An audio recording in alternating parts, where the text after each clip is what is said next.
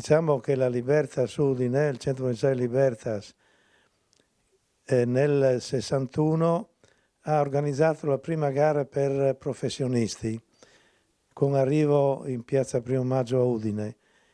E dopodiché hanno pensato bene, ma perché non organizziamo un giro della regione con 3 tappe per dare lustro un po' al territorio.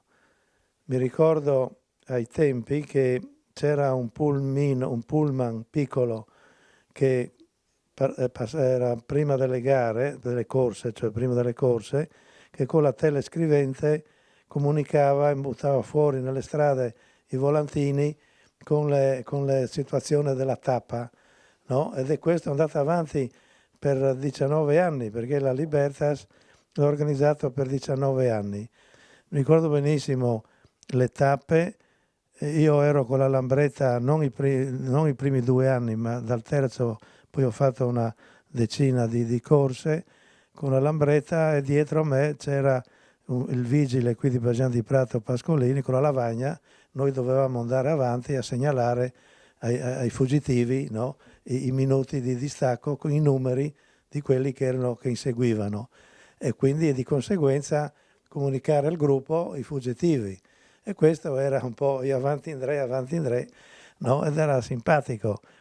Un anno siamo arrivati sul Pramollo, che c'era 1 metro di neve di qua di là della strada, e poi è venuto il diluvio universale e abbiamo preso tanto di quella pioggia che Dio ci guardi. Però si era giovani, pieni di entusiasmo, e quindi la pioggia, il freddo non è che si sentiva. Io come presidente regionale dell'ente di promozione sportiva Liberta sono felicissimo, uno dei più felici che sia tornato in mano a una società Libertas, perché è la storia che parla, quindi bisogna mai dimenticarsi. Ecco, se si vuol parlare di oggi bisogna sempre fare riferimento al passato, perché altrimenti non si sa cosa dire, no? E quindi bisogna avere il buon senso, ecco, di avere buona memoria.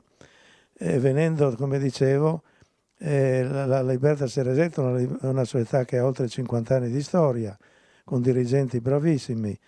Loro attualmente si segue il settore giovanile con una 40ina di bambini, una delle più prestigiose società della nostra regione, stimatissima da tutti, anche fuori.